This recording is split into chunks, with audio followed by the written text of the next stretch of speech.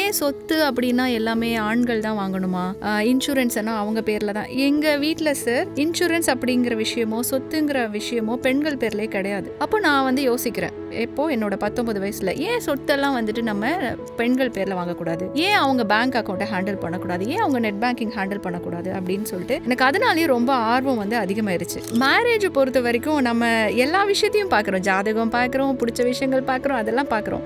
ஆனால் நம்ம முக்கியமாக பார்க்க வேண்டியது 2 பேரோட அந்த ஃபினான்ஷியல் மைண்ட் செட் எப்படி இருக்குங்கிறது தான்.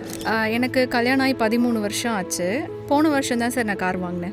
எனக்கு அந்த 25 இயர்ஸ்க்கு சேவ் பண்ணுற மணி 12% ரிட்டர்ன்ஸ் கொடுத்தா போதும். Yes, I am very happy sir. பணம் சம்பாதிக்கிறதே செலவு பண்ணுறதுக்கு தான் சார். ஸோ அதில் மட்டும் தெளிவாக இருப்பேன். இன்னும் நிறைய பேர் என்ன பண்ணுவாங்கன்னா, ஒரு கில்ட் இருக்கும் சார் செலவு பண்ணுறதுல. கில்ட் இல்லாமல் நீங்கள் செலவு பண்ணணும் அப்படின்னா நீங்கள் அதுக்கு தகுந்த மாதிரி சம்பாதிக்கணும். பணம்லாம் என்னங்க வாழ்க்கை, அதெல்லாம் கிடையாது. பணமும் பாதி வாழ்க்கை தான்.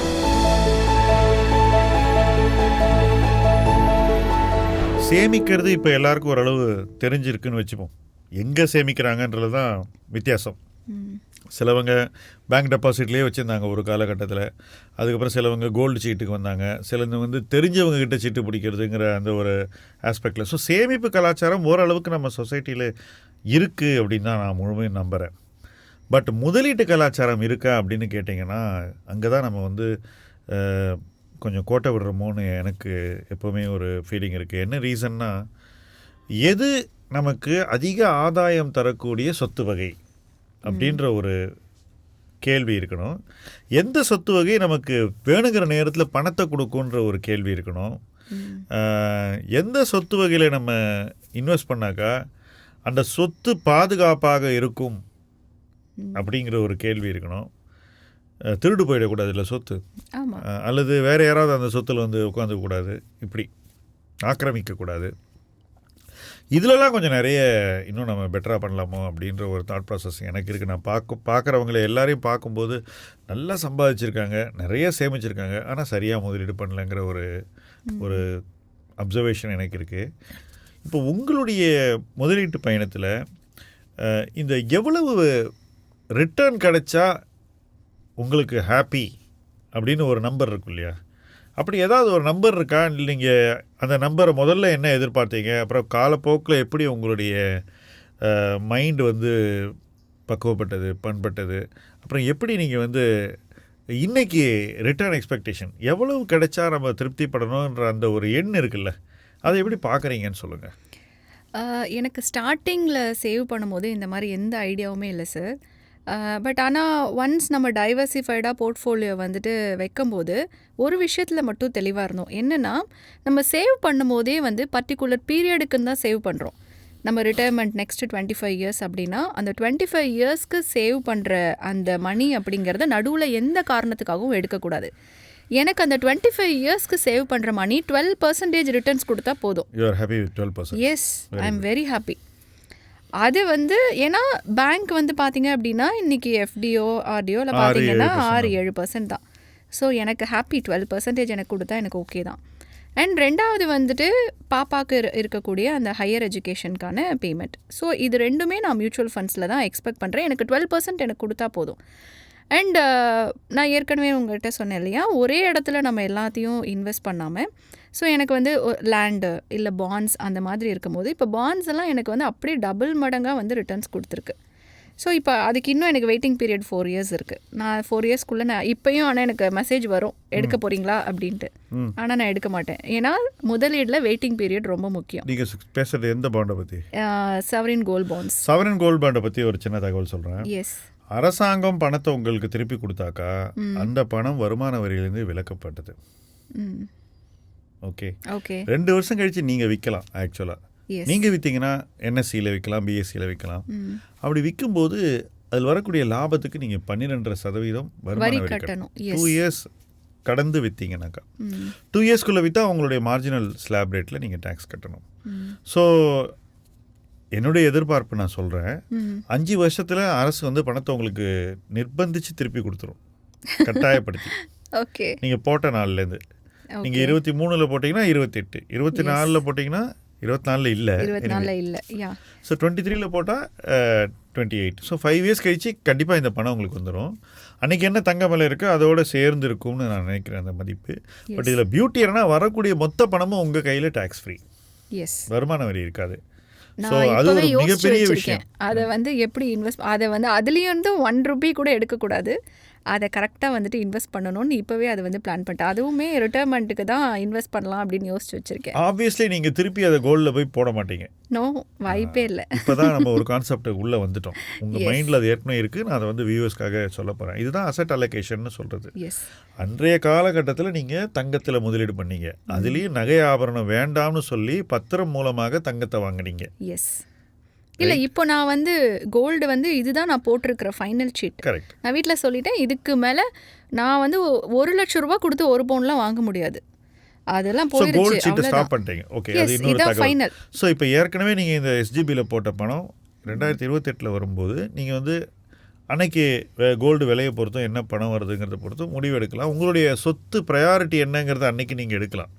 இப்போ 28 பணம் வரப்போகுதுன்னு வச்சுக்கோங்களேன். அன்னைக்கு உங்கள்கிட்ட கோல்டு எவ்வளோ இருக்குது, நிலத்தின் அன்றைய மதிப்பு என்ன, ஃபைனான்ஷியல் அசெட்ஸினுடைய அன்றைய மதிப்பு என்ன, இது எல்லாம் மொத்தமாக ஒரு பை சார்ட்டில் போட்டிங்கன்னா எந்த சொத்து வகைக்கு எவ்வளோ பணம் நீங்கள் ஒதுக்கியிருக்கீங்க அப்படிங்கிறத நீங்கள் பார்க்க முடியும். எஸ், அது பார்த்த பிறகு இந்த சொத்து வகையில் நமக்கு போதுமான பணம் இருக்கா, அதிகப்படியான பணம் இருக்கான்னு ஒவ்வொரு சொத்து வகையை பற்றி நீங்கள் கேள்வி கேட்பீங்க. எஸ். அந்த கேள்விக்கான விடை உங்களுக்கு உடனே கிடச்சிரும். பை சார்ட்டை பார்த்தா தெரிஞ்சிடும். அப்போ அந்த நேரத்தில் நீங்கள் என்ன பண்ணுவீங்கன்னாக்கா, எந்த சொத்து வகையில் இன்னும் அதிகமாக இன்வெஸ்ட் பண்ணால் உங்களுக்கு நெடுங்கால பயன்கள் கிடைக்கும்னு யோசித்து இந்த பணம் ஒரு சொத்து வகையிலேருந்து எடுத்து இன்னொரு சொத்து வகையில் நிதானமாக போடுவீங்க. எஸ். அப்போ என்ன ஆகுதுன்னா அந்த சொத்து வகை உங்களுக்கு முழுசாக வேலை செய்ய ஆரம்பிக்குது. எப்படி இன்றைக்கி சாவரன் கோல்ட் பாண்ட் உங்களுக்கு நல்லா வேலை பண்ணியிருக்கோ, அதே போல் அன்னைக்கு வேற ஒரு சொத்து வகை, அது கடன் பத்திரமாக இருக்கலாம், எஸ். பங்குகளாக இருக்கலாம், மியூச்சுவல் ஃபண்டாக இருக்கலாம், எது வேணா இருக்கலாம். கரெக்ட். பட் அது அன்னைக்கு நீங்கள் எடுக்க வேண்டிய முடிவு. இந்த மாற்றங்கள் இருக்குல்ல, ஒரு சொத்து வகையிலிருந்து எடுத்து இன்னொரு சொத்து வகையில் போடுறதுங்கிறது, இதைத்தான் நாங்கள் வந்து அசெட் அலோகேஷன் அப்படின்னு சொல்கிறோம். நீங்கள் வந்து தொடர்ந்து இதை பண்ணிக்கிட்டு இருக்கீங்க. Yes. Out of your own natural intuition, இதுதான் பண்ணணும் அப்படிங்கிறது. நிறைய பேருக்கு இந்த இன்ட்யூஷன் ஏன் வேலை செய்கிறது இல்லை அப்படிங்கிறதையும் நான் இப்போ சொல்கிறேன். ஒரு சொத்து வகை ரொம்ப நல்ல ரிட்டர்னை கொடுத்துருக்கும் போது அதை கடந்து சிந்திக்கிறதுக்கு ஒரு தயக்கம் வந்துடுது. கண்டிப்பாக. அது ரொம்ப ஈஸியாக வரக்கூடிய ஒரு தயக்கம். அந்த தயக்கம் பலரை எந்த சொத்து வகையிலிருந்து வெளியேற வேண்டுமோ அதிலிருந்து வெளியேற தடுக்கிறது. எஸ். ஓகே, அப்போ என்ன ஆகுதுன்னா வேறொரு சொத்து வகையில் அவங்க முதலீடு செய்ய வேண்டியிருக்கும் இல்லையா. இந்த வெளியேறாத ஒரு காரணத்தினால எந்த இடத்துல அவங்க புதுசாக வாங்கணுமோ, புதுசாக வேற ஒரு சொத்து வகையில் உருவாக்க வேண்டிய அந்த நிதி ஆதாரத்தை அவங்க உருவாக்காமல் விட்டுடுறாங்க. Okay, correct. இதுதான் வந்து ஒரு இன்வெஸ்டர் தங்கத்தை வைத்திருக்கும் போது யோசிக்க வேண்டியது. நீங்கள் விற்றீங்கன்னா அதை ரீபர்பஸ் பண்ணணும். முடிந்த வரைக்கும் வேற ஒரு சொத்து வகையில் வாய்ப்பு இருந்தால் அதுக்கு போகணும். ஏன்னா தங்கம் ஒரு உச்ச விலையில் விற்கப்பட்டால் ஏதோ ஒரு காரணத்தை சொல்லி மறுபடியும் இறங்கிடும். கண்டிப்பாக. நான் இன்னொரு கூட பிளான் வச்சுருக்கேன் சார். அதாவது இப்போ அந்த தங்கம் கூட நான் அந்த கோல்டாக வச்சுருக்கிறதுக்கும் ரீசன் என்னென்னா, ஹையர் எஜுகேஷன் பாப்பா போகும்போது அதை அப்படியே ஒன்றா விற்றோ இல்லை அதை வந்து பேங்க்கில் வச்சோ அதை வந்து கட்டிடலாம் அப்படின்னு. அண்ட் இன்னொரு விஷயம் நான் அடிக்கடி யோசிக்கிறது, 45 வயசுக்கு அப்புறம் நம்ம பணம் நமக்காக வேலை செய்யணும். 45க்கு முன்னாடியே பண்ணலாம். ஸோ நம்ம வந்து இளம் வயசில் எவ்வளோ, ஏன்னா நான் அதை பார்க்குறேன் சார். 16 வயசுலேருந்து நான் ஏர்ன் பண்ணுறேன். எனக்கு அப்போல்லாம் பார்க்கும்போது ஏன் சொத்து அப்படின்னா எல்லாமே ஆண்கள் தான் வாங்கணுமா, இன்சூரன்ஸ்னா அவங்க பேரில் தான். எங்கள் வீட்டில் சார் இன்சூரன்ஸ் அப்படிங்கிற விஷயமோ சொத்துங்கிற விஷயமோ பெண்கள் பேர்லேயே கிடையாது. அப்போ நான் வந்து யோசிக்கிறேன், எப்போது என்னோடய 19 வயசில் ஏன் சொத்தெல்லாம் வந்துட்டு நம்ம பெண்கள் பேரில் வாங்கக்கூடாது, ஏன் அவங்க பேங்க் அக்கௌண்ட்டை ஹேண்டில் பண்ணக்கூடாது, ஏன் அவங்க நெட் பேங்கிங் ஹேண்டில் பண்ணக்கூடாது அப்படின்னு சொல்லிட்டு எனக்கு அதனாலேயே ரொம்ப ஆர்வம் வந்து அதிகமாயிருச்சு. ஓகே, நான் மியூச்சுவல் ஃபண்ட் போடுறேன். இது உங்களுக்கு தோன்றிய காலகட்டம் 20 வருஷம் முன்னாடி, கரெக்டாக? எஸ். 20 வருஷம் முன்னாடியே உங்களுக்கு ஃபைனான்சியலைசேஷனுங்கிற அந்த கான்செப்ட் வந்து அறிமுகம் மட்டும் இல்லை, நல்லா பரிச்சயம் ஆயிடுச்சு. அப்போ தான் இந்த கேள்விகள் வரும். நான் பார்த்த வரைக்கும் ஒரு விஷயம் சொல்ல போகிறேன், உங்களை கேட்டுட்டு சொல்ல போகிறேன். ஓகே. இப்போ நீங்கள் முதலீடு பண்ணுறீங்க, உங்கள் ஹஸ்பண்டும் முதலீடு பண்ணுற, 2 பேரும் ஏர்ன் பண்ணுறீங்க. இந்த முதலீடுகளை நீங்கள் எப்படி பண்ணுறீங்க?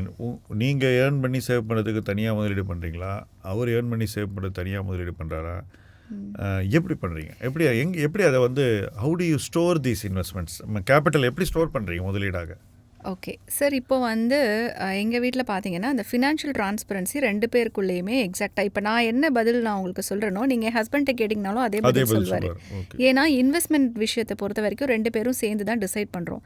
இப்போ எனக்கு மந்த்லி ஒரு சர்டைன் சேலரி வருது, அவருக்கு ஒரு சர்டைன் சேலரி வருது அப்படின்னா 2 பேருமே பிரிச்சுப்போம் சார். இப்போது நான் வந்து பார்த்தேன் அப்படின்னா வீட்டில் இருக்கிற செலவுகள் எல்லாத்துக்குமே நான் ஸ்பெண்ட் பண்ணுவேன்.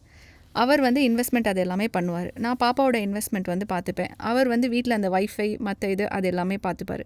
ஸோ இந்த மாதிரி யார் யார் என்னென்ன செலவு பண்ணணும்னு சொல்லிட்டு அவர் ஒரு 10 விஷயமோ நான் ஒரு 10 விஷயமோ நாங்கள் கல்யாணம் ஆன புதுசுலேயே நோட் பண்ணி வச்சிட்டோம். ஸோ அந்த செலவை நாங்கள் கரெக்டாக வந்துட்டு அப்படியே தான் போயிட்டு இருக்கு அப்படியே தான் போகுது. வருஷக்கணக்காக அப்படியே தான் ஸோ போகுது. இந்த கான்வர்சேஷன் வந்து மேரேஜ் ஆன புதுசில் நாங்கள் உட்காந்து இப்போ பேசி எல்லாரும் இப்படி பண்ணுறாங்கன்னு நீங்கள் நினைக்கிறீங்களா? இப்போ உங்களை சுற்றி நிறைய பேர் இருக்காங்க இல்லையா? உங்கள் கொலீக்ஸ் இருப்பாங்க, உற்றார் உறவினர், நெய்பர்ஸ் இருப்பாங்க.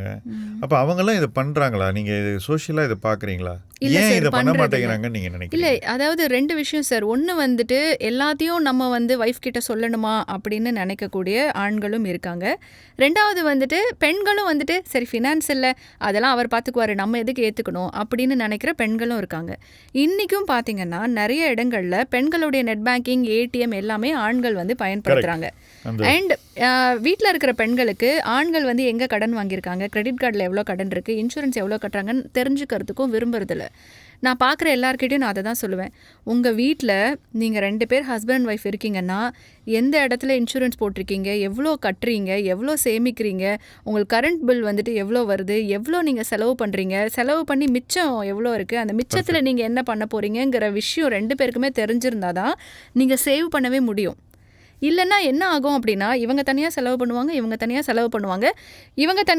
நீங்கள் யோசிச்சு பாருங்களேன், இவங்ககிட்ட ஒரு 2000 ரூபாய் மிச்சம் இருக்குது, இவங்ககிட்ட ஒரு 2000 ரூபாய் மிச்சம் இருக்குது. 2 பேருமே அதை இன்வெஸ்ட் பண்ணுறதை பற்றி யோசிக்கவே இல்லை அப்படின்னா அது வேற எங்கேயா செலவுக்கு போயிடும், இது வேற எங்கேயா செலவுக்கு போயிடும். பர்பஸிங் வராதுங்கிறீங்க? எஸ், அந்த அக்ரிமெண்ட் பர்பஸ் இல்லை? வரவே வராது. இப்போ நீங்கள் வந்து என்கிட்ட கேட்டு இப்போ என்னோட மெடிக்கல் இன்சூரன்ஸ் டாக்குமெண்ட் எடுத்து கொடுங்கன்னா நான் எடுத்து கொடுப்பேன். இப்போ நீங்கள் 2 பேரும் பேசுனீங்க, அது வந்து உடன்பட்டு நடக்கிறீங்க இவ்வளோ வருஷமாக. இப்போ வேற 2 பேருக்கு இடையில இதை கேட்குறதுக்கு ஒரு கூச்சம், எஸ், அல்லது கேட்டால் சரியான ரெஸ்பான்ஸ் வரல. ஓகே, ஒருத்தர் வந்து இன்னொருத்தர் கேட்குறத விரும்பலைன்னு வச்சுக்கோ. ஓகே, டிப்பிக்கலாக மென் வந்து இதை ரெசிஸ்ட் பண்ண வாய்ப்புகள் இருக்குது. அதெல்லாம் நீ ஏன் கேட்குற, 2 பேரும் வேலைக்கு போவாங்க, ஏர்ன் பண்ணுவாங்க, நீ ஏன் கேட்குற அப்படின்வாங்க. அப்புறம் வந்து மென் வந்து தங்களுடைய சம்பளத்துலேருந்து முழுசாக இன்வெஸ்ட்மெண்ட்டை பண்ணிவிட்டு நீ வீட்டை பார்த்துக்க அப்படின்னு விமனுக்கு சொல்லுவாங்க. இப்போது நீங்கள் நிறைய மீட் பண்ணுறீங்க பீப்புள். இப்போ இந்த மாதிரி சிச்சுவேஷன் வந்தால் அந்த விமன் என்ன பண்ணுறாங்க, இப்போ என்ன பண்ணிகிட்டு இருக்காங்க அப்படின்றத முதல்ல சொல்லுங்கள். சரி, இந்த மாதிரி சுச்சுவேஷன் வந்து நிறைய இருக்குது. இப்போ நான் பார்க்குற பெண்கள்லாம் பார்த்தீங்கன்னா நிறைய பேர் வந்து அவங்க இன்வெஸ்ட்மெண்ட்டே இன்னும் தொடங்கலை. இப்போது நான் 23 வயசில் சம்பாதிக்க ஆரம்பிக்கும் போது மெடிக்கல் இன்சூரன்ஸு, டேர்ம் இன்சூரன்ஸு நான் போட்டுட்டேன், நெட் பேங்கிங் ஆரம்பிச்சிட்டேன், டெபிட் கார்டெலாம் வாங்கி நான் அதை பண்ண ஆரம்பிச்சிட்டேன். ஆனால் இன்றைக்கி என் வயசில் இருக்கக்கூடிய நிறைய பெண்கள் வந்து பாதி பேர் அதை பண்ணலை. அது ஏன் அப்படின்னு கேட்கும்போது அதெல்லாம் அவர் பார்த்துக்குவார், அவர் அது என்கிட்ட வந்து கேட்டால் சொல்ல மாட்டார், அவர் ஏதோ செலவுக்கு பணம் கொடுக்கறது தான் அப்படின்னும் சொல்கிறாங்க சில பேர். இன்னும் சில பேர் வந்துட்டு நான் எனக்கு வரதை நான் செலவு பண்ணிக்கிறேன்ப்பா, நான் மாதம் அவருக்கு 20,000 ரூபாய் கொடுத்துருவேன், அவர் என்ன வேணாலும் பண்ணிக்கிட்டோம், நான் மிச்சம் இருக்கிறத நான் வந்து சேவ் பண்ணிக்கிறேன் அப்படின்னு சொல்கிறவங்களும் இருக்காங்க. இதில் எங்கள் 2 பேர் மாதிரி பண்ணுறவங்களும் ஒரு குறிப்பிட்ட சதவீதத்தினர் இருக்காங்க. இதில் முக்கியமான விஷயம் நான் பார்க்குறது என்னென்னா, மேரேஜை பொறுத்த வரைக்கும் நம்ம எல்லா விஷயத்தையும் பார்க்குறோம், ஜாதகம் பார்க்குறோம், பிடிச்ச விஷயங்கள் பார்க்குறோம், அதெல்லாம் பார்க்குறோம். ஆனால் நம்ம முக்கியமாக பார்க்க வேண்டியது 2 பேரோட அந்த ஃபினான்ஷியல் மைண்ட் செட் எப்படி இருக்குங்கிறது தான். அண்ட் இன்னொரு விஷயம், பணப்பொருத்தம். எஸ், பணப்பொருத்தம் கண்டிப்பாக பார்க்கணும். ஓகே, ஏன் அது அப்படின்னா எப்படி நீங்கள் எப்படி பார்த்தீங்க சொல்லுங்கள், ஒரு இன்ட்ரெஸ்டிங்காக இருக்கும் கேட்குறதுக்கு. சார், இப்போது எனக்கு வந்து ட்ராவல் பண்ணுறது ரொம்ப பிடிக்கும் சார். சின்ன வயசுலேருந்து நான் 20 வயசு வரைக்கும் எங்கேயுமே வெளியில் போனதே கிடையாது. ஸோ எனக்கு ட்ராவல்லாம் அவ்வளோ உயிர் அப்படின்னு வச்சுக்கோங்களேன். அப்போது எனக்கு வரக்கூடிய ஹஸ்பண்டும் அந்த மாதிரி ட்ராவல் பண்ணணும் அப்படி இருந்தால் தான், ஏன்னா ட்ராவலுக்கு நம்ம செலவு பண்ணணும் சார். இப்போது நம்ம வந்து ஒரு கல்யாணத்துக்கு நகை பண்ணுறதுக்கு செலவு பண்ணுறத செலவுன்னு சொல்கிறது இல்லை, காது குத்துக்கு பண்ணுறத செலவுன்னு சொல்கிறது இல்லை. ஆனால் நம்ம மனசு மகிழ்ச்சிக்காக ஏதோ ஒரு ட்ராவல் போயிட்டு வந்துட்டோன்னா எங்களே சொல்லுவாங்க கல்யாணம் ஆன புதுசில், நீங்கள் ஏன் இவ்வளோ வந்துட்டு வெளியில் போய் செலவு பண்ணுறீங்க, அதுக்கு 1 பவுன் நகை எடுத்து வைக்கலாம்ல, இப்படியே சொல்லுவாங்க. அப்படி இருக்கும்போது நம்மளுடைய ஆசைகளுக்காக, நம்மளுடைய தேவைகளுக்காக நம்ம செலவு பண்ணுற அந்த மைண்ட் செட்டு நம்ம பார்ட்னருக்கும் இருக்கணும். பார்ட்னருக்கு இல்லை அப்படின்னா அது செம்மையாக நம்ம வந்து அப்செட் ஆயிரும். ஸோ என்னோடய ஹஸ்பண்ட்க்கும் அந்த தாட் இருந்துச்சு. அப்போ தான் நாங்கள் முடிவு பண்ணோம், ஓகே உனக்கு இருக்குது எனக்கும் இன்ட்ரெஸ்ட் இருக்குது, அப்போ நம்ம ஆர்டி போடுவோம். வருஷம் நாங்கள் ஒரு ஆர்டி போட்டு ட்ரிப். S, simple. அண்ட் இன்னொரு விஷயம் என்னென்னா சார், நாங்கள் இதை ஒரு பழக்கமாகவே ஃபாலோ பண்ணுறோம். நாங்கள் 2 பேர் எவ்வளோ சம்பாதிச்சாலும் அவரோட 90% என்னோட 90% எதுக்கு செலவு பண்ணுறோம் அப்படின்னு தெரியும். மிச்சம் இருக்கிற 10% அவரோட பர்சனல், மிச்சம் அதே மாதிரி என்கிட்ட இருக்கிற 10% என்னோட பர்சனல். அதை நான் என்ன வேணாலும் செலவு பண்ணிப்பேன். அந்த மாதிரி ஒரு அண்டர்ஸ்டாண்டிங், அந்த மாதிரி ஒரு அண்டர்ஸ்டாண்டிங் இருக்கு. இதை நீங்க பேசி தான் செய்றீங்க இல்லையா? இதை நாங்க பேசி தான் செய்றோம். ஓகே, பேசாம இதை செய்ய முடியாது இல்லையா? எஸ், செய்ய முடியாது. தயங்குறவங்க கூச்சப்படுறவங்க எல்லாம் இல்ல, அது எஸ், அது வந்து அவங்க வந்து பேசணும். என்னன்னா சார், நிறைய திருமண வாழ்க்கையில் வந்து பணத்தில் தான் ஃபஸ்ட்டு பிரச்சனையே வரும். நீ எனக்கு தெரியாமல் இதை செலவு பண்ணிட்டேன், நான் உனக்கு தெரியாமல் செலவு பண்ணிட்டேன். நம்ம என்ன தான் நீ வேஸ்ட் பண்ணுற. எஸ், நீ வேஸ்ட் பண்ணுற.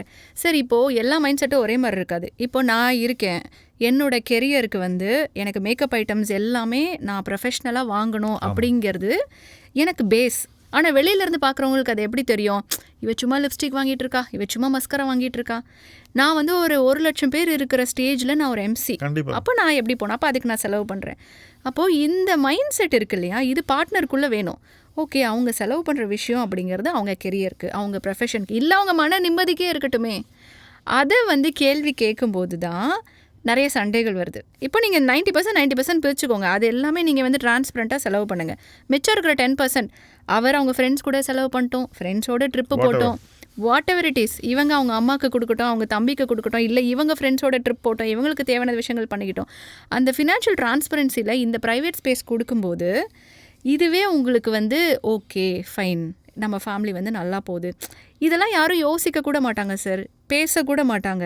என்னென்னா, எனக்கு தெரியாமல் உனக்கு என்ன செலவு இருக்குது, இந்த ஒரு கேள்வியிலே முடிச்சிருவாங்க. 2 பேரும் ஒரு ஹியூமன் பீயிங், 2 பேருக்கும் தனித்தனி ஆசைகள் இருக்குது, 2 பேருக்குமே ஃபினான்ஷியலில் வந்து ஒரு சில விஷயங்கள் இருக்குங்கிறத யோசிக்க மாட்டாங்க. இதெல்லாம் பேசினாலே வந்துட்டு ஈஸியாக வந்து நீங்கள் ஃபினான்ஸை மேனேஜ் பண்ணலாம். இப்போ இன்னொரு விஷயம் நான் கேட்க போகிறேன். ஒரு மாத சம்பளம் 2 பேருக்கும் தெரியும், நீங்கள் எவ்வளோ சம்பாதிக்கிறீங்க அவங்களுக்கு தெரியும், அவங்க எவ்வளோ சம்பாதிக்கிறீங்க உங்களுக்கு தெரியும். அப்படி தெரியாமல் கூட நிறைய பேர் இருக்காங்களா? ஆமாம், இருக்காங்க சார், நிறைய பேர் இருக்காங்க. அதை பற்றி உங்கள் கருத்து என்ன? இல்லை, அப்படி இருக்கக்கூடாது. ஆக்சுவலாக எவ்வளோ சம்பாதிக்கிறாங்க, எவ்வளோ வந்து பிடிக்கிறாங்க, எங்கே அவர் இன்வெஸ்ட் பண்ணுறாரு. Simple sir. இன்றைக்கி வந்து ஒரு என்னோடய ஃப்ரெண்ட் சர்க்கிளில் ஒருத்தவங்க, அவங்க நல்லா ஏர்ன் பண்ணிகிட்டு இருந்தாங்க. அவங்க ஹோம் மேக்கர், வசதிக்கு பிரச்சனையே கிடையாது. ஆனால் அவர் வெளியிலலாம் கொஞ்சம் கடன் வாங்கியிருந்தார். திடீர்னு ஒரு நாள் அவர் இறந்துட்டார். அவங்க வந்து அவர் எங்கே கடன் வாங்கியிருந்தாரு, அவங்க பேங்க் பாஸ்வேர்டு என்ன, அவங்க எங்கெல்லாம் நகை வந்துட்டு பேங்க் லாக்கரில் வச்சுருக்காங்க, எங்கே அவர் அக்கௌண்ட் வச்சுருந்தாரு, எதுவுமே அவங்களுக்கு தெரியாது. இது நானும் பார்த்துருக்கேன் நிறைய. எஸ், எதுவுமே தெரியாது. பார்த்துட்ருக்கேன். அதாவது இன்னும் கூட ஒரு இது சொல்கிறேன். இந்த சொத்துக்கள் வாங்கிறதுலையும் இல்லை, 2 பேர் சேர்ந்து வாங்குறதுல ஒரு சிக்கல் என்னென்னா, ஒருத்தர் வந்து உடல்நிலை ரொம்ப மோசமாக போய் நினைவிழந்த நிலைமையில் இருந்தாக்கா, அப்போ இன்னொருத்தரால் அந்த சொத்தை வந்து எதுவுமே செய்ய முடியாத ஒரு சிச்சுவேஷன். எஸ், இவங்க வந்து நிறைய செலவெல்லாம் பண்ணி கடன்லாம் வாங்கி வச்சுருந்தாங்கன்னா, இன்னொருத்தர் வந்து அந்த கடனை அடைக்க வேண்டிய ஒரு சிச்சுவேஷன். ஆமாம், இந்த மாதிரி நிறைய வந்து சோஷியலாக சிக்கல்கள் இருக்குது. பட் நான் இப்போது கேட்க போகிறது வந்து, ஒருத்தர் பண்ணுறது இன்னொருத்தருக்கு தெரியணுங்கிறது நீங்கள் சொல்கிறீங்க. அதே போல் ஒவ்வொருத்தராலையும் எவ்வளவு சேமிக்க முடியும் மாதங்கிறதும் தெளிவாக இருக்கணும். வீட்டுக்கு எவ்வளவு 2 பேரும் கொடுக்கணும், அதாவது வாழ்வதற்கு எவ்வளவு, லிவிங் எக்ஸ்பென்சஸ் யார் எவ்வளோ மீட் பண்ணுங்கிறது, இதில் தான் டிரான்ஸ்பரன்சி இருக்கணுன்றது தான் உங்களுடைய வியூ பாயிண்ட். நீங்கள் அந்த டிரான்ஸ்பரன்சினால என்னென்ன பயன்கள் அடைந்தீங்கன்னு சொல்லுங்கள். What was the benefits of being transparent amongst the partners? ஏன்னா நிறைய பேருக்கு இந்த பெனிஃபிட்ஸ் தெரிஞ்சாலாவது இந்த கான்வர்சேஷன் வருமா, இந்த பெனிஃபிட் இருக்குதுன்னு அவங்க வந்து ஒருத்தருக்கு ஒருத்தர் சொல்லியாவது இன்னொருத்தரை வந்து ஓப்பன் அப் பண்ண வைக்க முடியுமான்ற ஒரு கேள்வி இருக்குல்ல. சார், இந்த டிரான்ஸ்பரன்சி இருந்ததுனால ஃபஸ்ட்டு எங்களால் வந்து நல்லா சேவ் பண்ண முடிஞ்சது சார். சேவிங் அதிகம் பண்ண முடிஞ்சது டிரான்ஸ்பரன்சினால சேவிங் அதிகமாக பண்ண முடிஞ்சது. ஏன் அப்படின்னா, 2 பேருக்குமே ஃபஸ்ட்டு நாங்கள் வந்து ஒரு தாட் வச்சுருந்தோம், எவ்வளோ நம்ம சேலரி வாங்கினாலுமே நீ 20% சேவ் பண்ணுற, நான் 20% சேவ் பண்ணுறேன். எக்ஸலண்ட். ஸோ மிச்சம் இருக்கிற எல்லா விஷயமுமே சார் அந்த 80% தான். கடனாக இருக்கட்டும், இல்லை வீட்டு வாடகையாக இருக்கட்டும், இல்லை கேஸ் பில்லாக இருக்கட்டும், மளிகையாக இருக்கட்டும், எதுவாக இருந்தாலும் மிச்சம் 80% தான். இப்போது அந்த இவரோட 20 என்னோட 20. ஸோ இதை சேவ் பண்ணுறோம். அதை எப்படி சேவ் பண்ணுறோம்? நம்ம மியூச்சுவல் ஃபண்டில் இத்தனை %, கோல்ட் பாண்டில் இத்தனை %, நகைச்சீட்டில் இத்தனை %, இதெல்லாம் 500 ரூபாய். நாங்கள் ஸ்டார்ட் பண்ணது 500 ருபீஸ் சார் நகைச்சீட்டு, கல்யாணம் ஆன புதுசில் அப்படி தான் நாங்கள் இது பண்ணோம். ஸோ ஃபஸ்ட்டு வந்து நிறைய சேமிக்க முடிஞ்சிச்சு. 2வது வந்துட்டு எங்களோட ஆசைகளுக்காக செலவு பண்ண முடிஞ்சிச்சு. நம்ம பேசும்போது இது நான் வந்துட்டு எனக்கு இந்த மாதிரி புது புது ட்ரெஸ்ஸஸ்லாம் போட பிடிக்கும், எனக்கு இங்கே ட்ரெக்கிங் போக பிடிக்கும், உனக்கு ஓகேவா அப்படின்னு இது பண்ணும்போது, ஐயோ நம்ம கையில் காசு இல்லையே அப்படிங்கிறப்போ அந்த நோட் எடு பாரு, இன்றைக்கி இதெல்லாம் நம்ம செலவு பண்ணியிருக்கோம், நம்ம பாரு அன்றைக்கி ஹோட்டல் டின்னர் போயிருக்கோம், 1800 ருபீஸ் நம்ம எக்ஸ்ட்ரா வீட்டிலே தோசை ஊற்றி சாப்பிட்ருந்தா நமக்கு 200 ரூபாயில் இதெல்லாம் நாங்கள் பண்ணியிருக்கோம் சார். 200 ரூபாயில் முடிஞ்சிருக்கோம்ல. அப்போ என்ன பண்ணுவோம், நம்ம வந்து இந்த மாதம் நீ ட்ரெஸ் எடுக்காத, நீ அதை சேவ் பண்ணு. ஸோ அப்போது நாங்கள் வந்து நிறைய பேசுகிறதுக்கான நேரம் இந்த கணக்கு பார்ப்பீங்க சார். இப்போ பார்க்குறது இல்லை சார், இப்போ கரெக்டாக தெரியும் சார் என்ன செலவு எல்லாமே. ஸ்டார்டிங்கில் ஒரு 3 இயர்ஸ் அந்த மாதிரி பண்ணோம் சார், தெரியாத போது. ஏன்னா நமக்கு தெரியாது இல்லையா எப்படி பண்ணணும். டெய்லி டிஸ்கஸ் பண்ணுவாங்க சார். என்னென்ன சண்டை வராது அது மாதிரி பேசும்போது. நிறைய பேர் சண்டைக்கு பயந்தா கேள்வியே கேட்கறது இல்லை. ஆனால் ஆக்சுவலி சண்டை வரும் தான். ஆனால் எங்களுக்கு வந்து சண்டை ஏன் அப்படின்னா, நம்ம தானே எழுதுகிறோம் என்னென்னலாம் செலவு பண்ணோன்னு. டெய்லி எழுதும்போது அப்போ நமக்கே ஒரு குற்ற உணர்வு வந்துடுது. மாத கடைசியில் பார்க்கும்போது அவர் அதிகமாக செலவு பண்ணாரா, நம்ம அதிகமாக செலவு பண்ணும்போது ஐயோ நம்ம அதிகமாக செலவு பண்ணிட்டோம் அப்படின்னு. ஆமாம், அப்போ நம்ம பேசுகிறதுக்கான வாய்ப்புகள் நிறைய இருக்குது சார். அதுக்கப்புறம் வீட்டோட எல்லா முடிவுகளும் அந்த செலவு கணக்கு நம்ம கரெக்டாக எழுதுறதுனால வீட்டில் என்ன நடக்குதுங்கிறது தெரியுது சார். அப்போது நான் வந்து மெய்டுக்கு நான் இவ்வளோ பணம் கொடுக்குறேன், 1000 ருபீஸ் நம்ம கொடுக்குறோம் அப்படின்னா, ஓகே அந்த மெய்டெல்லாம் ஒர்க் பண்ணுறதுனால நான் கொஞ்சம் டைம் சேவ் பண்ணுறேன். அந்த டைமில் வந்து நான் வந்து எக்ஸ்ட்ரா ஒர்க் பண்ணுறேன், நான் வேறு ஏதோ பண்ணுறேன், எனக்கு அதன் மூலமாக பணம் வருது. ஸோ இந்த மாதிரியான விஷயங்களெல்லாம் புரிஞ்சுக்க முடியுது. இதெல்லாம் கேட்குறவங்களுக்கு இதெல்லாமா வந்து தெரியும் அப்படின்னா, ஒரு 2 மாதம் பண்ணி பாருங்களேன். நீங்கள் 2 மாதம் ஹஸ்பண்ட் அண்ட் ஒய்ஃப் உட்காந்து டெய்லி என்ன செலவு பண்ணுறீங்கன்னு நீங்கள் கணக்கு எழுதி, இதெல்லாம் வந்துட்டு நம்ம இதை பண்ணுறோம், இனிமேல் இதை பண்ணக்கூடாதுங்கிறத 2 பேரும் அக்செப்ட் பண்ணணும் சார். நீ என்ன சொல்கிறது நான் என்ன கேட்குறதுன்னா அக்செப்ட் பண்ண முடியாது. ஸோ கேட்டுக்குங்க, டிஸ்கஸ் பண்ண சொல்கிறாங்க அவங்க. பட் இதில் ஒரு பெனிஃபிட் இருக்குது. ஏன்னாக்கா ஃபஸ்ட்டு நம்ம ஃபைனான்ஷியல் பொசிஷன் என்னங்கிறது 2 பேருக்கும் நல்லா தெளிவாக தெரிஞ்சிடும். யார் என்ன பண்ணணும் இன்வெஸ்ட்மெண்ட்டுங்கிறது தெளிவாக தெரிஞ்சிடும். அவங்க 2 பேரும் தனித்தனி பெயர்கள்லேயே கான்ட்ரிபியூஷன்ஸை வந்து வச்சுக்கலாம். அது மட்டும் இல்லை, எக்காரணம் கொண்டு அதை வந்து டிஸ்டர்ப் பண்ணக்கூடாதுன்ற ஒரு உடன்பாடு ஏற்பட்டுரும். ஸோ தனியாக ஒவ்வொருத்தரும் பிளான் பண்ண மாட்டீங்க. உதாரணத்துக்கு நிறைய வீடுகளை நான் பார்த்துருக்கேன், திடீர்னு ஒரு சண்டே மார்னிங் ஹஸ்பண்ட் வந்து ஒரு கார் வாங்கணும்னு முடிவு எடுத்துருவாருங்க. ஆமாம் சார், நானே பார்த்துருக்கேன் நிறைய பேர் வீட்டில். அதுக்கு நீங்கள் கொடுக்க வேண்டிய பணம் எங்கன்னா அவளோட மியூச்சுவல் ஃபண்டு, மண்டே அன்றைக்கி ரிடம்ஷன் இல்லைன்னு அவங்க சொல்ல முடியாது. ஒரு தர்ம சங்கடமான நிலைமை. அவங்க காசு எடுத்து இவங்க வெட்டி விட்டுருவாங்க. அப்புறம் அந்த காரை வாங்கணுமான்ற ஒரு கேள்வியை நான் கேட்பேன். அவங்களும் இல்லை, என்னையே கேட்டுக்குவேன். ஏன்னா 2 வருஷம் முன்னாடி தான் அவங்க ஒரு கார் வாங்கியிருப்பாங்க. 2 வருஷம் கழித்து தலைவர் வந்து அதை மாற்றணும்னு முடிவு பண்ணுறாரு. ஏன்னா அவங்கள பொருட்படுத்துறது இல்லை, ஆனால் பணம் அவங்களுது. ஸோ அவங்களுடைய முதலீட்டு வளர்ச்சி வந்து தடைப்பட்டுருது. இவர் அதை வாங்கிட்டு எல்லாத்தையும் நான் வாங்கினேன் அப்படின்னு சொல்லிப்பார். கண்டிப்பாக ரைட். ஆக்சுவலாக வாங்கினது இவங்க பணத்தை வச்சுக்கிட்டு. சரி, இஎம்ஐ எங்கடா போகுது அப்படின்னு பார்த்தா அதுவும் இவங்க தான் கட்டியாகணும். ஸோ அவங்க முதலீடே தடைப்பட்டு போயிடுது. மந்த்லி நீங்கள் சொன்னீங்களே 10 வருஷம் இன்வெஸ்ட்மெண்ட்டு, அந்த 10 வருஷம் இன்வெஸ்ட்மெண்ட் வந்து இன்டரப்ட் ஆகிடுது. இது மாதிரி நிறைய சிக்கல்கள் நம்ம சோஷியல் செட்டிங்கில் நான் தமிழ் சமூகத்தில் சொல்கிறேன், இது ரொம்பவே இருக்குது. ஓகே, இதில் வந்து நான் அவங்க கார் வாங்கக்கூடாதுன்னு நினைக்கல, ஆனால் அது எப்படி பண்ணணுன்ற ஒரு இது இருக்குல்ல, இம்பல்சிவாக போய் பண்ணும்போது தான் இல்லை சிக்கல். 2 வருஷம் வாங்கின காரை அவர் நல்லபடியாக இன்னொரு 4 வருஷம் வச்சுருக்கலாம். 5-6 வருஷம் எல்லா காரும் எந்த பிரச்சனையும் கொடுக்காது. வீம்புக்கு நீங்கள் சொன்ன மாதிரி அடுத்தவங்களுக்கு காமிக்கணும் அப்படின்ற ஒரு பெருமைக்காக என்ன ஒரு டெசிஷன் எடுத்து, அந்த டெசிஷனுக்கு நிதி ஆதாரம் இல்லாத போது முதலீடுலேருந்து அந்த பணத்தை வெளியே எடுத்து, அதன் மூலமாக மனைவியினுடைய நிதி ஆதாரத்தையும் நீங்கள் வந்து குறைத்து, இந்த மாதிரி நிறைய பேர் பண்ணிகிட்ருக்காங்க. இது மாதிரி பண்ணும்போது என்ன ஆகுதுனாக்கா, அந்த ஃபேமிலியே அச்சீவ் பண்ணக்கூடிய ஃபைனான்ஷியல் சக்ஸஸ் வந்து கணிசமாக குறைஞ்சிருது. வெளிலேருந்து பார்க்கும்போது அவங்க காரில் போயிருக்காங்க, நல்லா இருக்குதுன்னு தோணுது. பட் உள்ளே போய் பார்க்கும்போது அது அவ்வளவு நல்லா இல்லை. சார், நீங்கள் கார்னு சொன்னதுக்கப்புறம் எனக்கு ஒரு விஷயம் நான் இதை சொல்லணும்னு நினைக்கிறேன். எனக்கு கல்யாணம் ஆகி 13 வருஷம் ஆச்சு. போன வருஷம் தான் சார் நான் கார் வாங்கினேன். 12 வருஷம் நான் காரே வாங்கலை. என்ன கார் வாங்கினீங்க? டாடா நெக்ஸான். அதுவும் எப்படி வாங்குறேன்னு நான் சொல்கிறேன். என்னன்னா எல்லாருமே என்கிட்ட கேட்பாங்க சார், நான் சேனலில் நியூஸ் ரீடராக இருக்கும்போது, நீ சேனலில் நியூஸ் ரீடராக இருக்க, நீ போய் காரில் இறங்கினா தான் கெத்து அப்படி இப்படின்னு சொல்லுவாங்க. ஒன்று, என் வீட்டில் பார்க்கிங் கிடையாது, அப்போது நான் காரை வாங்கி ரோட்டில் நிப்பாட்ட முடியாது. ரெண்டாவது, எனக்கு ஆஃபீஸ்க்கும் என்னோடய வீட்டுக்கும் ஃபஸ்ட்டு ஒரு 3 வருஷம் நான் 2 வீலர்லேயே ட்ராவல் பண்ணிட்டேன். அதுக்கப்புறம் 4th இயர் நான் வீடு மாறிட்டேன், எனக்கு பக்கத்துலேயே இருந்தது. ஸோ எனக்கு 2 வீலர் ரொம்ப கன்வீனியண்ட்டாக இருந்தது. காரில் வந்தால் 1 மணி நேரம், 2 வீலரில் வந்தால் 1/2 மணி நேரம்.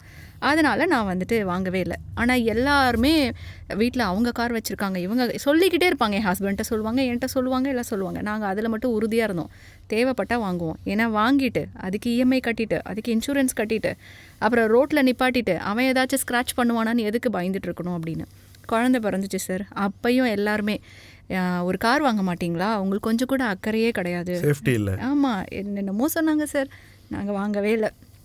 அதுக்கப்புறம் பாப்பா நாங்கள் 2 வீலரில் தான் எல்லாமே போவோம். நாங்கள் யோசித்த விஷயம் என்ன அப்படின்னா, இப்போது டெய்லி நான் கார் யூஸ் பண்ணுறேன், எனக்கு அது தேவை இருக்குது அப்படின்னா நான் வாங்கலாம். இப்போ எனக்கு காரில் போகிற தேவை அப்படிங்கிறது, நான் ஏதாவது ஈவெண்ட்ஸ்க்கு போனால் மட்டும்தான் நான் போவேன். அதுவும் நான் கேபை பிடிச்சி போயிடுவேன். நான் போய் பார்க்கிங் எல்லாம் சென்னையில் தேடி நான் போய் நிப்பாட்டினால ஈவெண்ட்க்கெல்லாம் போக முடியாது. அவரோட ஆஃபீஸ்க்கு அது போக முடியாது. அதனால் அது நாங்கள் ப்ரிஃபர் பண்ணவே இல்லை.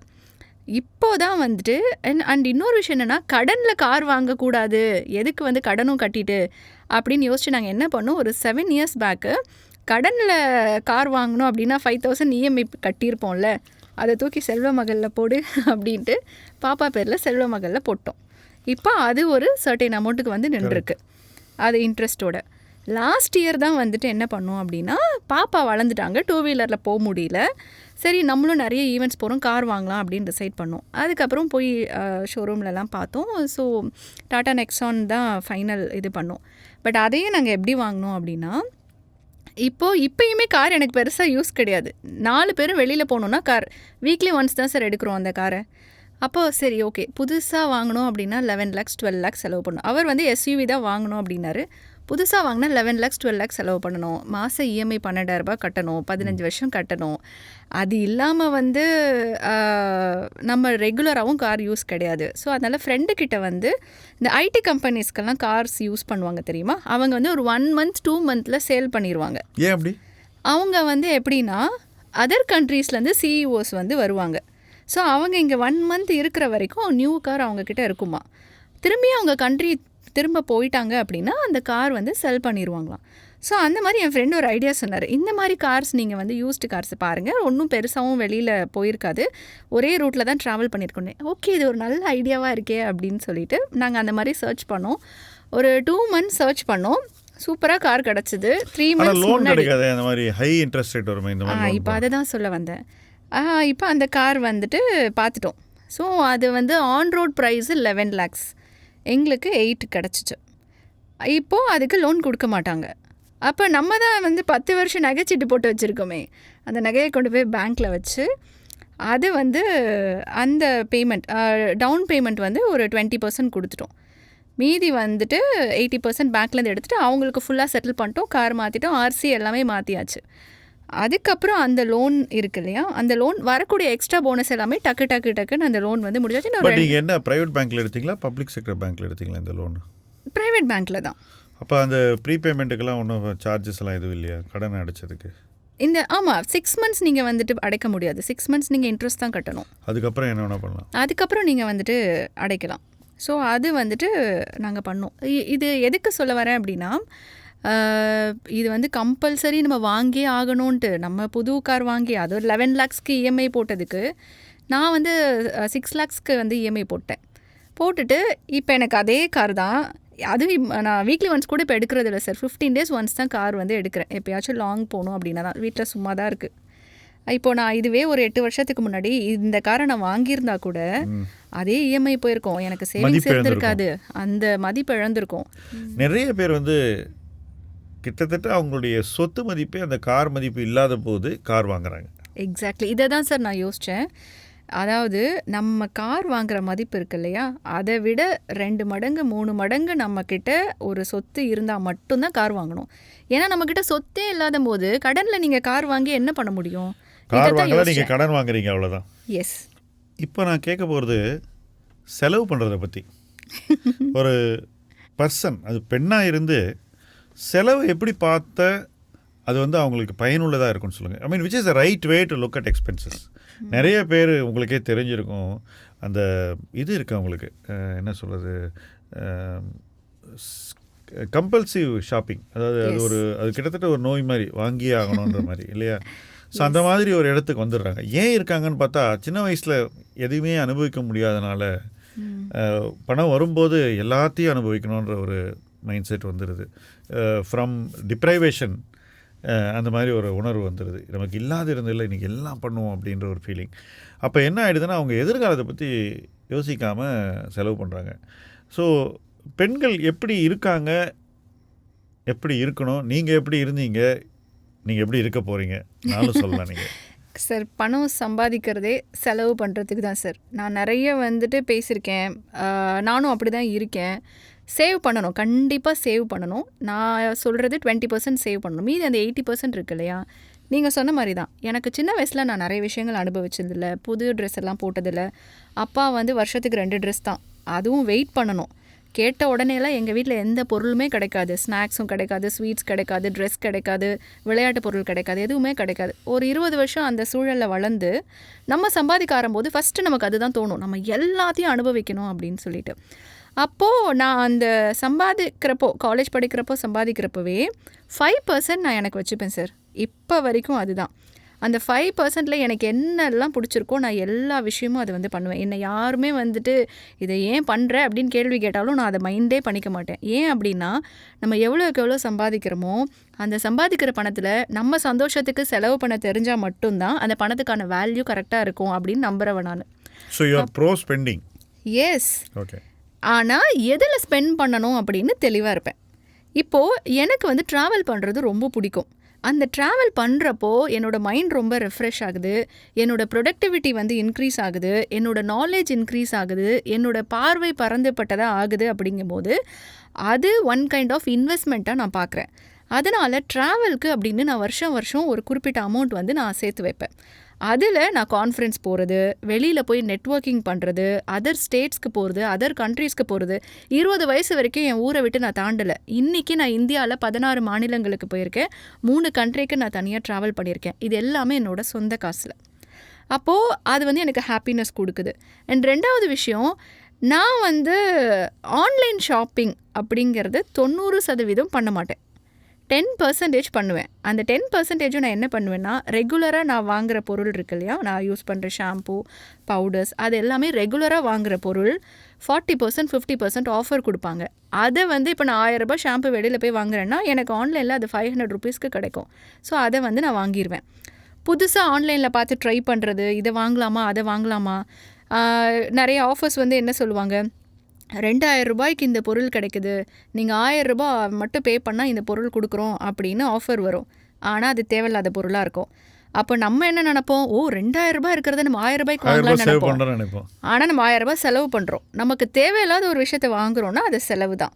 ஸோ அப்போ அந்த ஆன்லைன் ஷாப்பிங் அந்த மாதிரிலாம் நான் வந்து ரெகுலராக ட்ரெஸ் வாங்குறது அதெல்லாம் பண்ண மாட்டேன். நேராக கடைக்கு போவேன். வேறு ஸ்டேட்ஸ்க்கு போகும்போது மொத்தமாக அந்த குவாலிட்டியை பார்த்து அதுலேயும் அங்கே ஹோல்சேலாக போய் வாங்கிட்டு வந்துடுவேன். என்ன எல்லாருமே கிண்டல் பண்ணுவாங்க, மீடியாவில் இருக்கீங்க, நீங்கள் வந்து ஆன்லைன் ஷாப்பிங் அதெல்லாம் பண்ண மாட்டிங்களான்னு. நான் வந்து 90% பண்ண மாட்டேன். கொடுக்குற காசுக்கு நம்ம வேல்யூவாக இருக்கணும் அப்படின்னு சொல்லிட்டு அதை வந்து யோசிப்பேன். அண்ட் அடுத்த விஷயம் என்னென்னா, இன்னும் ஒரு 10 இயர்ஸ் தான் மேக்ஸிமம் நான் வந்து ஜாப் பண்ணணும். 10 இயர்ஸ்க்கு அப்புறம் ஃபினான்ஷியலி ரிட்டையர்ட் ஆகிடணும் அப்படின்னு நினைக்கிறேன். அதுக்கப்புறம் வேலை செய்யலாம் இல்லைனா வேண்டாம். எக்ஸாக்ட்லி, வேலை செய்வேன். ஆனால் எனக்கு பிடிச்ச விஷயமா இந்த மாதிரி கமிட்மெண்ட்காக நான் ஓட மாட்டேன். ஸோ இப்போ ஐ எம் 37, 47க்குள்ளே நான் வந்து ஃபினான்ஷியலாக ரிட்டையர்ட் ஆகிடணும்னு நான் யோசிச்சு வச்சுருக்கேன். அப்போது அதுக்கான பேஸ் என்னெல்லாம் பண்ணணும் அப்படின்னு சொல்லி நான் இப்போ பிளான் பண்ண ஆரம்பிச்சிருக்கேன். ஸோ அடுத்த 5 இயர்ஸ் அதுக்கான பேஸ் பண்ண போகிறேன். அதுக்கு அடுத்த 5 இயர்ஸ் அந்த ஏர்னிங்ஸ் எனக்கு வருங்கிற நம்பிக்கை இருக்குது. ஏன்னா இப்போ அந்த அளவுக்கு நம்ம எல்லாமே ஒர்க் பண்ணியிருக்கோம். 10 வருஷம் நீங்கள் ஆல்ரெடி இன்வெஸ்ட் பண்ணியிருக்கீங்க. எஸ். இன்னொரு 10 வருஷத்தில் நீங்கள் ஃபினான்ஷியல் ஃப்ரீடம் அடைஞ்சிருவேன்னு சொல்கிறீங்க. எஸ். 20 வருஷத்தில் ஃபினான்ஷியல் ஃப்ரீடம் அடையிறது தான் என்னை பொறுத்த வரைக்கும் realistic estimate. Yes. So that is a correct target what you are saying. 10 வருஷம் உங்களால் பண்ண முடியணும். எஸ். பட் அதுக்காக நீங்கள் வந்து இன்னும் ஃபோக்கஸ்டாக நிறைய விஷயங்கள் செய்யணும், நிறைய விஷயங்கள் பண்ணணும், அதுக்கு எஃபர்ட் போடணும். அதெல்லாம் நான் வந்து பண்ணிகிட்ருக்கேன். ஸோ அந்த ஆஃப்டர் 10 இயர்ஸ்க்கு அப்புறம் பார்த்திங்கன்னா நமக்கு பிடிச்சமான விஷயங்களை பண்ணுறது, ஹெல்த்தை இன்னும் கான்சன்ட்ரேட் பண்ணுறது. அதாவது பணம் சம்பாதிக்கிறது ஒரு நல்ல விஷயம், சூப்பரான விஷயம் அப்படின்னா, அந்த பணத்தை அனுபவிக்கிறதுக்கு உங்களுக்கு ஹெல்த் இருக்கணும். இல்லை அப்படின்னா, அது நீங்கள் எதுவும் பண்ண முடியாது. ஆனால் அந்த ஹெல்த்தை நீங்கள் இப்போ இருந்தே பார்த்துக்கணும். இப்போ உங்களுக்கு நிறைய ஸ்வீட் சாப்பிட்ற ஆசை இருக்கும்.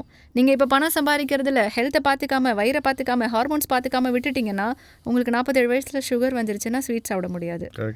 அப்போது நீங்கள் பணம் சம்பாதிக்கிறது ஒரு ஆஸ்பெக்ட்னா, அந்த பணம் சம்பாதிச்சு நம்ம வந்து ஃபினான்ஷியல் ஃப்ரீடமாக இருக்கும்போது அதை அனுபவிக்கிறதுக்கு ஹெல்த் பர்ஃபெக்டாக இருக்கணும். ஸோ நான் இப்போ கூடுதலாக பணம் சம்பாதிக்கிறதுக்கான அதே ஈக்குவல் ஹெல்த்தை பார்த்துக்கிறதுக்கும் கொடுக்குறேன். இது நிறைய பேர் யோசிக்க மாட்டாங்க, குறிப்பாக பெண்கள். அவங்கெல்லாம் என்ன பண்ணுவாங்க, என் அம்மா இதுக்கு உதாரணம். சின்ன வயசில் வந்து நிறைய பேர் டூருக்கு எல்லாம் கூப்பிடும்போது எங்கள் அம்மா நான் இப்போ வரமாட்டேன், நான் வந்து வேலைக்கு போகணும், இப்போ வேண்டாம், இப்போ காசு செலவு பண்ண வேண்டாம், இது பண்ண வேண்டாம், டைம் இல்லை அப்படின்னு சொன்னாங்க. இன்றைக்கி எங்கள் அம்மாவுக்கு வந்து 60 இயர்ஸ் ஆகுது. இன்றைக்கி அவங்கக்கிட்ட பணம் இருக்குது, ஆனால் அவங்களால வெளியில் எங்கேயும் போக முடியல. அவங்களுக்கு நீ பெயின் இருக்குது, ஹெல்த்தை ஒழுங்காக பார்த்துக்கல. இப்போ அம்மா எனக்கு சொல்கிறாங்க, இங்கே பாரு ஹெல்த்தை பார்த்துக்க, உனக்கு பணம் இருந்தாலும் நீ அனுபவிக்கிறதுக்கு வந்து உனக்கு ஹெல்த் இருக்கணும். அண்ட் சைமல்டேனியஸாக அதை அப்படியே அனுபவிச்சுட்டே போயிரு. ஒரு காலகட்டத்துலேயும் அந்த வயசுக்குரிய தேவைகளை, அந்த வயசுக்குரிய ஆசைகளை காலத்தோடு அப்படியே பண்ணிக்கிட்டே இருக்கணும். எல்லாத்தையும் வந்துட்டு பண்ணக்கூடாது. எஸ். ஸோ அதில் மட்டும் தெளிவாக இருப்பேன். இன்னும் நிறைய பேர் என்ன பண்ணுவாங்கன்னா, ஒரு கில்ட் இருக்கும் சார் செலவு பண்ணுறதுல.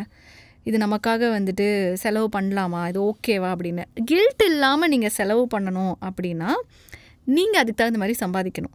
இன்றைக்கி என்னையே வந்துட்டு கேட்பாங்க, உனக்கு என்ன இவ்வளோ மேக்கப் ப்ராடக்ட்ஸ் எல்லாம் தேவையா, நீ வந்துட்டு இப்படியெல்லாம் நீ வந்து ட்ரெஸ் பண்ணணுமா? நான் சம்பாதிக்கிறேன், நான் பண்ணுறேன், என்னுடைய தேவைகளுக்கு, என்னுடைய வேலைக்கு எனக்கு இதெல்லாம் தேவையாக இருக்குது. நான் போய் யாருக்கும் எக்ஸ்பிளைன் பண்ணணும்னு இல்லைல்ல, ஜஸ்டிஃபை பண்ண வேண்டிய அவசியம் இல்லை. எஸ். ஆனால் இன்றைக்கி வந்து நிறைய இப்போ சோஷியல் மீடியாஸ்லேயே வந்து பாருங்கள், உங்களுக்கு இது தேவையா, உங்களுக்கு அது தேவையா, இது தேவையான்னு மற்றவங்கெல்லாம் நமக்கு வந்து சொல்லிகிட்டே இருக்காங்க. நீங்கள் என்றைக்கு வந்து ஃபினான்ஷியலாக நீங்கள் ஃப்ரீடமாக இருக்கீங்க அப்படின்னா உங்களுக்கு தேவையான விஷயங்களை நீங்கள் தான் பண்ணிக்கணும். மற்றவங்க நினச்சிப்பாங்க, மற்றவங்க ஏதாச்சும் சொல்லுவாங்க அப்படின்னு நம்ம அதிலெல்லாம் லெத்தாஜிக்காக இருந்தோம்னா நம்ம லைஃப் வாழ்கிறதுல அர்த்தமே கிடையாது. whenever money works for you and gives you enough money that you don't need to work, yes, அன்னைக்கு நீங்கள் you are free. Yes. So அந்த பணத்தை வேலை செய்ய வைக்கிறது தான் வந்து இதில் முக்கியமான ஒரு விஷயம். எஸ். நம்மளை வேலை செய்ய வைக்க முடியுது, பட் பணத்தை அதே சாமர்த்தியத்தோடு வேலை செய்ய வைக்க முடியுதாங்கிறது தான் இங்கே கேள்வி. நிறைய பேர் இதில் கவனம் செலுத்தாதனால என்ன ஆகுதுனாக்கா, அவங்களால போதுமான நேரம் பணத்தை வேலை செய்ய வைக்க முடியறதில்ல. ஸோ ஃபார் இன்ஸ்டன்ஸ் லேட்டாக ரியலைஸ் பண்ணுறது. இப்போ நீங்கள் சொல்கிறீங்களே, எனக்கு 10 வருஷத்தில் இந்த ஏஜில் ஃபைனான்ஷியலி நான் ஃப்ரீயாக இருக்கணும்னு, நிறைய பேர் அந்த ஏஜில் தான் நான் ஃபைனான்ஷியலாக ஃப்ரீயாக இருக்கணும்னு முடிவே பண்ணுறாங்க. அப்போ அதுக்கப்புறம் 10 வருஷம் கழிச்சு தான் அவங்களுக்கு அது கிடைக்குது. அப்போ அவங்களுடைய ஒர்க் லைஃப், அவங்களுடைய ஃப்ரீடம், இது எல்லாம் வந்து இன்னும் 10 வருஷத்துக்கு அவங்க கையில் இல்லை. கண்டிப்பாக. ஸோ அதுக்கு ஏர்லி ஆரம்பம் எப்போவுமே வந்து கை கொடுக்கும்ன்றது தான் இந்த கான்வர்சேஷனில் நீங்கள் கொடுக்குற தாட் ப்ராசஸில் எனக்கு கிடைச்ச ஒரு ரொம்ப பாசிட்டிவான ஒரு ஃபீட்பேக் ஃப்ரம் யூ. ஏன்னா நீங்கள் தெளிவாக இருக்கீங்க, உங்களுக்கு ஃபைனான்ஷியல் ஃப்ரீடம் எப்போ வேணும், ரொம்ப நாளாக நிறைய ஃபைனான்ஷியல் ஹேபிட்ஸை ஃபார்ம் பண்ணிட்டீங்க. ஸோ இப்போ புதுசாக நீங்கள் எந்த ஹேபிட்டும் ஃபார்ம் பண்ண தேவையில்லை. அண்டு நீங்கள் இருக்கிற இன்றைய நிலைமையிலிருந்து நீங்கள் இன்னும் அடுத்த கட்டத்திற்கு உயர்வதற்கு financially you are ready. Yes. And நீங்கள் 20 வயசில் எல்லாருமே நமக்கு என்ன சொல்லி கொடுக்குறாங்க அப்படின்னா, ஓகே நல்லா படி, நல்லா வேலைக்கு போ, கல்யாணம் பண்ணு, குழந்தை பெற்றுக்கோ, அவ்வளோதான். ஆனால் நீங்கள் காலேஜ் முடிக்கிறீங்களா, உங்களுக்கு வந்து ஒரு பேங்க் அக்கௌண்ட் இருக்கணும், உங்களுக்கு ஒரு பேன் கார்டு இருக்கணும், நீங்கள் பாஸ்போர்ட் அப்ளை பண்ணி வச்சுருக்கணும், டிரைவிங் லைசன்ஸ் வந்து வச்சுருக்கணும். அண்டு நீங்கள் வந்து ஷேர் மார்க்கெட் ஆப் ஏதாவது 2 ஆப்பு, நீங்கள் எதுவுமே தெரிலனாலும் பரவாயில்ல, நீங்கள் ஒரு கோல்ட் பீஸ்லேயோ நிஃப்டிஸ்லேயோ டாப் 50 அதுவே காமிக்கும், அதில் நீங்கள் 100 ரூபாய் இன்வெஸ்ட் பண்ணுங்கள். அது நீங்கள் வந்து தெரிஞ்சு வச்சுருக்கணும். நீங்கள் வேலைக்கு போகிறீங்களா, ஒரு மெடிக்கல் இன்சூரன்ஸ், அதுக்கப்புறம் ஒரு டேர்ம் இன்சூரன்ஸு, ஒரு ஆர்டி. நீங்கள் வந்து விமன், நான் எனக்கு நகை வேணும் அப்படின்னு நீங்கள் நினச்சிங்கன்னா நகைச்சீட்டு, இல்லையா கோல்ட் பீஸ். இந்த நாலேஜ் உங்களுக்கு 20 வயசில் வந்துருச்சு அப்படின்னா உங்களுக்கு 30 இயர்ஸில் நீங்கள் நினச்சி பார்க்காத அளவுக்கு உங்களோட சேமிப்பு அதிகமாக இருக்கும். ஏன்னா எனக்கு அப்படி தான் இருந்தது. 20 இயர்ஸில் என் கையில் ஒன்றுமே இல்லை. வேலை பண்ணிடுச்சு. எஸ். அந்த 30 இயர்ஸில் சார் கண்ணு முன்னாடி அந்த காம்பவுண்டிங் வேலை பண்ணும். நமக்கு வந்து நமக்கே நம்ம மேலே ஆச்சரியமாக இருக்கும், நம்ம இதெல்லாம் பண்ணுறோமா அப்படின்னு. எல்லாருமே கிண்டல் பண்ணுவாங்க, 10 ரூபாய் சேமிச்சு என்ன பண்ணுறேன், 50 ரூபாய் என்ன பண்ணுறேன், 100 ரூபாய் என்ன பண்ணுறேன். ஆனால் அப்படி தான் ஆரம்பித்தேன், 50 ரூபாய் ஆரம்பித்தேன். ரொம்ப ஈஸியாக பண்ணிட்டீங்க நீங்கள் எல்லாத்தையும் கரெக்டாக ஃபுல்லாக சொல்லி. இப்போ நான் உங்கள்கிட்ட சில ரேபிட் ஃபயர் கொஸ்டின்ஸ் கேட்க போகிறேன் பிஃபோர் வி க்ளோஸ். உங்களுடைய ஃபஸ்ட்டு அஃபிஷியல் ஜாப், நீங்கள் ஸ்கூல் டைமில் பண்ணது விட்டுருங்க, படித்த பிறகு உங்களுடைய ஃபஸ்ட்டு ஜாப் என்ன? லோட்டஸ் நியூஸில் நான் sub editor cum news presenter. அடுத்தது உங்களுடைய ஃபஸ்ட்டு சேலரி என்ன? 24,000. What is the first thing you put with your first salary? அம்மாவுக்கு சாரி, வெரி குட். உங்களுக்கு என்ன வாங்கிக்கிட்டீங்க? Dress. Okay. How much money is enough for you? எவ்வளோ பணம் இருந்தால் இவ்வளோ போகிறோம்ப்பா, இதுக்கு மேலே எனக்கு தேவையில்லைன்னு ஏதாவது ஒரு நம்பர் வச்சுருக்கீங்களா? 20C. 20 crores. What is your goal? உங்கள் லைஃப்பில் இதுதான் என்னோட கோல் அப்படின்றது என்ன? ஏதாவது ஒரு கோல் சொல்லுங்கள். ஃபினான்ஸில் கேட்குறீங்களா, கெரியரில் கேட்குறீங்களா? எதுவாக உங்களுக்கு எது முக்கியம் படுதோ அதை சொல்லுங்கள். எனக்கு 2 விஷயம். ஃபினான்ஷியலி நான் வந்து ஃப்ரீடம் இருக்கணும் அப்படின்னா எனக்கு ஒரு 10C வேணும். ஓகே. 2வது நான் வந்து ஒரு 1 மில்லியன் விமன் ஆண்டர்ப்ரெனரை டிஜிட்டல் லிட்ரஸி அவங்களுக்கு வந்து கொடுக்கணும்னு நான் யோசிச்சு வச்சுருக்கேன். எக்ஸலண்ட். ஒவ்வொரு பெண்ணுக்கும் நீங்கள் கொடுக்க விரும்புகிற ஒரு பர்சனல் ஃபைனான்ஸ் அட்வைஸ் என்ன? நீங்கள் உங்களுடைய சேலரி வந்த உடனே ஃபஸ்ட்டு உங்களுக்கு தேவையான பணம் 20% தனியாக எடுத்து வச்சுக்கோங்க. அந்த 20% சேவ் பண்ணுங்கள். நீங்கள் எப்போ வரைக்கும் வேலைக்கு போகிறீங்களோ அந்த 20% அப்படிங்கிறது அடுத்த வருஷம் 25%, அப்படியே வந்துட்டு நீங்கள் ஒரு 10% இன்க்ரீஸ் பண்ணிக்கிட்டே இருங்க. அப்படி நீங்கள் பண்ணீங்க அப்படின்னா 10 இயர்ஸ்லேயே உங்களுக்கான சேவிங்ஸ் வந்து பயங்கரமாக வளர்ந்து நிற்கும். ஏன்னா அது எனக்கு நடந்தது. ஒவ்வொரு பெண்ணும் படிக்க வேண்டிய ஒரு புத்தகம்னு எதை சொல்வீங்க? One book every woman should read. Ikigai வந்து சொல்லுவேன். பர்பஸ் ஆஃப் லைஃப் அப்படின்னு ஒன்று இருக்குது. இக்கிகாய். எஸ். ஏன்னா இப்போ நான் இவ்வளோ ஓடுறேன்னா எனக்கு ஒரு பர்பஸ் இருக்குது. என்ன அப்படின்னா என்னோட இன்னர் சோல் வந்து ஹாப்பியாக இருக்கணும். என்னை சுற்றி இருக்கிறவங்கள நான் ஹாப்பியாக வச்சுக்கணும். அதுக்கு மிக முக்கியமான காரணம் பணம். பணம் இல்லை அப்படின்னா பாதி ஹாப்பினஸ் கிடையாது. கரெக்ட். அதாவது பணம் எல்லாம் தேவையில்ல அப்படின்னு சொல்கிறவங்கலாம் பணம் வச்சுருக்கவங்க தான். பணம் மிகையாக வச்சுருக்கிறவங்க. எஸ். இன்வெஸ்ட் நான் பெரியது, எனக்கு பைசாலாம் தேவையில்லைன்னு சொல்கிறவன்ட்டு எக்கச்சக்க பணம் இருக்கும். உங்களுக்கு வந்து நிம்மதி, சந்தோஷம், புகழ், கௌரவம், அந்தஸ்து இது எல்லாத்துக்குமே அடித்தளத்தில் ஒன்று பணம். அது வந்து கண்டிப்பாக சம்பாதிக்கணும். நீங்கள் பணம்லாம் என்னங்க வாழ்க்கை, அதெல்லாம் கிடையாது. பணமும் பாதி வாழ்க்கை தான்.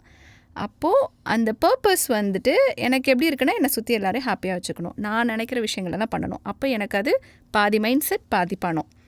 அப்போது அந்த புக்கு படிக்கிறப்போ உங்களுக்கு அது ஒரு தெளிவு கிடைக்கும். What is your purpose of life அப்படிங்கிற ஒரு தாட் வந்து உங்களுக்கு வரும். அது கண்டிப்பாக எல்லோரும் படிக்கணும்னு நினைப்பேன். Very good. Thank you so much Hema. I think you are like என்ன சொல்ல, நிறைய விஷயங்களை நீங்கள் அனுபவ ரீதியாக உணர்ந்து உரிய நேரத்தில் உங்கள் லைஃப்பில் பண்ணியிருக்கீங்க. I think that is a very very wonderful thing that came out in this conversation. நிச்சயமாக இதை பார்த்த வியூவர்ஸ்க்கு நீங்கள் ஒரு இன்ஸ்பிரேஷனாக இருப்பீங்க. உங்களை மாதிரி இருக்கணும்னு நிறைய பேர் இந்த வீடியோ பார்த்து விரும்புவாங்க நம்புவோம். தொடர்ந்து உரையாடுவோம். நன்றி. Thank you so much sir.